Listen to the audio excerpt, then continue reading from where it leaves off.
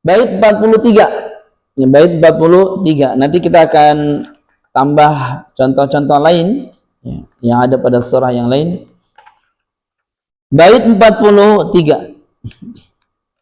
Di bait 43, wal khulfu fi firqin likasrin yujadu wa akhfi takriran idza tushaddadu. Dan telah terjadi perbedaan pendapat, wal khulfu khilaf, terjadi khilaf fi firqin, pada kata firqin ya, pada kata firqin. Dan ini kembali mengingatkan kita ke pembelajaran sebelumnya, momen sebelum Ramadan kalau tidak salah, tentang jalur periwayatan, jalur Syatibiyah, jalur Alfil, Zar'an, yang mushaf pandang itu, mushaf jalur Alfil. Nanti akan ada pembahasan khusus di kata firqin. Teman-teman sekarang buka dulu surah Asy-Syu'ara ayat 63, surah 26.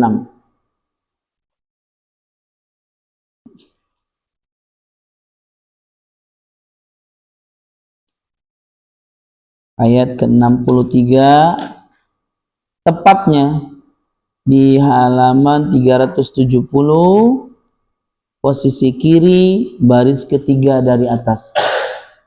Tolong lingkari kata firqin. Kata firqin. Ada ketemu? Ya, di baris ketiga. Falaq fa kana kullu firqin. Ada, Kang Dang? Ayat 63 berarti ada kiri.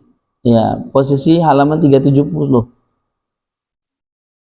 Kata firqin. Nah, kalau pandang di bawahnya ada keterangan tuh. Ada keterangan kan? Oke. Nanti kita akan bahas. Nah, wal khulfu fi firqin likasrin yujadu wa afi takriran idza tushaddadu.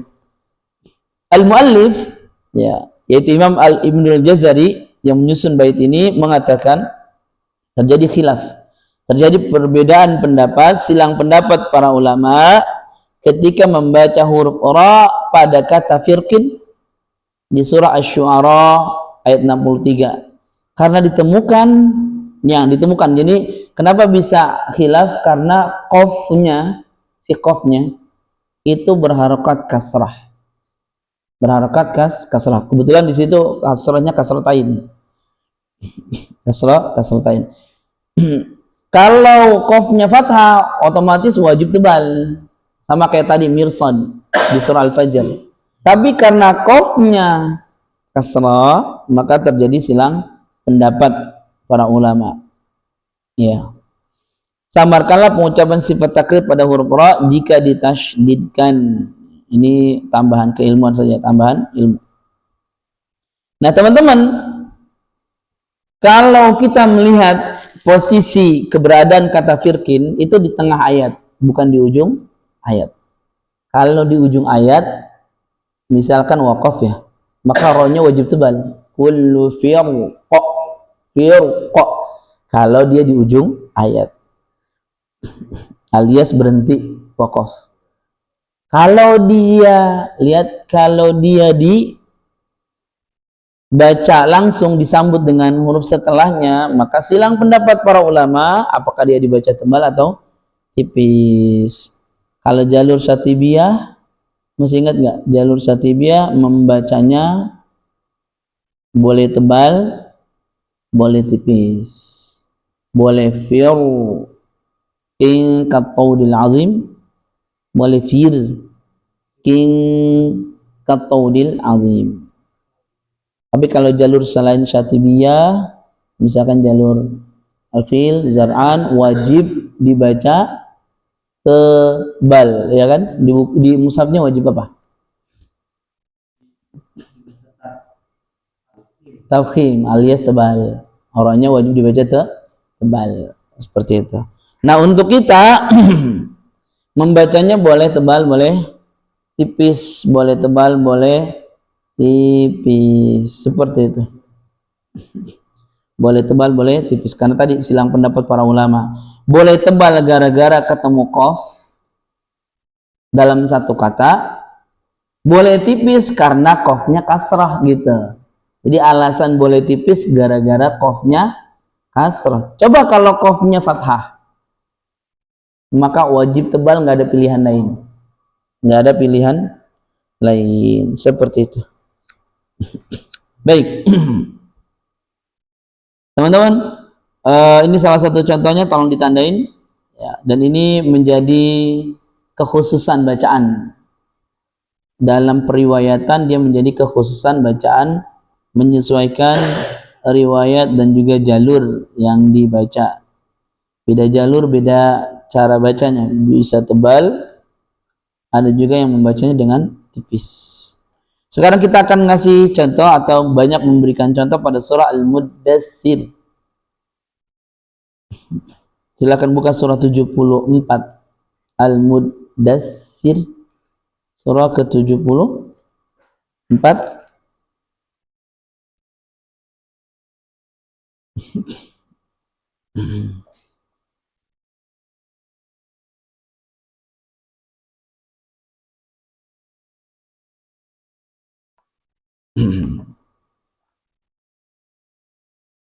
Sudah ketemu? Halaman berapa? 570, 575, 76.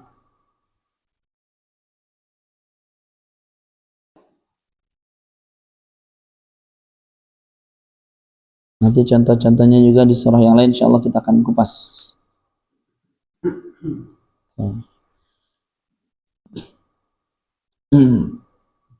Baik. Nah, teman-teman, di ayat pertama kira-kira ra dibaca tebal apa tipis? Ya ayyuhal muddatsir, abasir. Dibaca tipis apa tebal? Kalau tipis namanya tarqiq, tebal namanya tafkhim. Dibaca tipis apa tebal? Tebal apa tipis? Dibaca tipis. Alasan tipis karena ra-nya berhenti. Ya.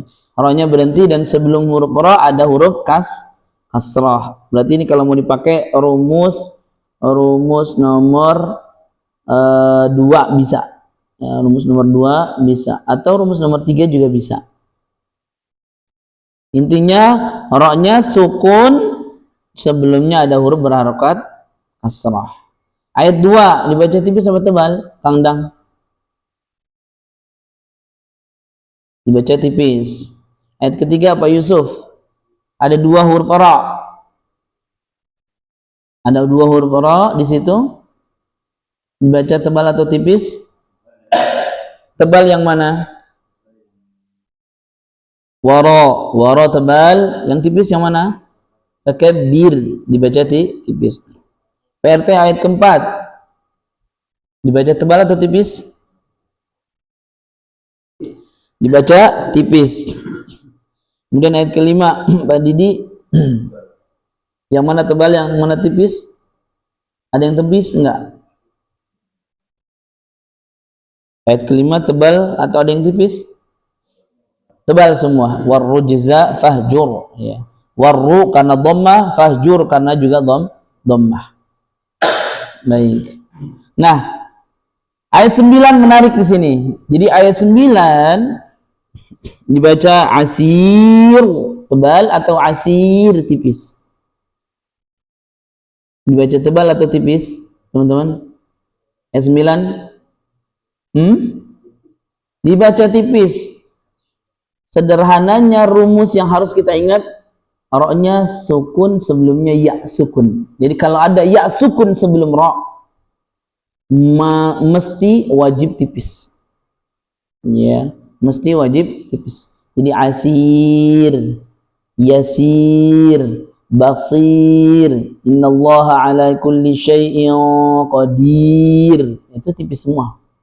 Pokoknya kalau ada huruf ya sukun sebelum ra, ra-nya wajib tipis, wajib dibaca tipis. Baik, itu terkait tentang huruf ra yang ada pada contoh surah Al-Muddatsir. Sekarang kita akan banyak mencari contoh pada surah Al-Qamar, surah yang keseluruhannya diakhiri dengan huruf ra, keseluruhan akhir ayatnya Ya, ini salah satu Al-Latiful Qur'aniyah, salah satu keindahan bahasa Al-Quran, di mana surah Al-Qamar namanya berakhiran ra dan setiap ayatnya berakhiran dengan huruf ra. Halaman 528, surah 54, surah Al-Qamar. Surah apa? Al-Qamar. Surah Al-Qamar. Lihat ayat pertama. Ya, ayat pertama Pak Didi dibaca tebal atau tipis kalau wakaf? Ayat 1. Yang ujung ayatnya. Dibaca tebal. Qamar. Ya, karena ada mim berharokat fathah. Ayat kedua Pak Yusuf. Sebabnya kenapa? Karena mim pengaruh dari mim kasrah. Tapi ingat ayat kedua karena ra-nya tasydid maka ada hentakan, ada nabr. Wa yaqulu sihrun mustamir mil. Kenapa? Karena ada tasydid pada huruf ra. Dan itu masuk ke pembahasan yang tadi disebutkan oleh Imam Ibnu Jazari, wa akhfi takriran idza tushaddadu. Samarkanlah pengucapan sifat takrir pada huruf ra jika ditasydidkan. Dan juga ditambahkan keterangan ulama yang lain, kalau ada ra tasydid di akhir ayat, di akhir kata, maka dimasukkan ke pembahasan nabar namanya, ada hentakan. Begitupun ayat ketiga mustaqir, ada hentakan karena ra-nya bertasydid. Tapi ayat ketiga kira-kira PRT itu dibaca tebal atau tipis ra-nya? Mustaqir baca tipis apa tebal? Baca tipis. Jadi bukan mustaqir, tapi mustaqir, senyum.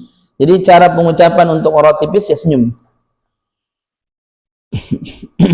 Ya, seperti itu. Dan contohnya banyak sekali itu ya.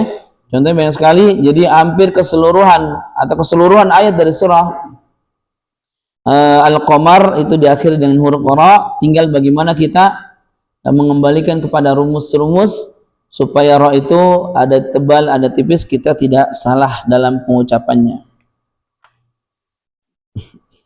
Sekarang kita akan bahas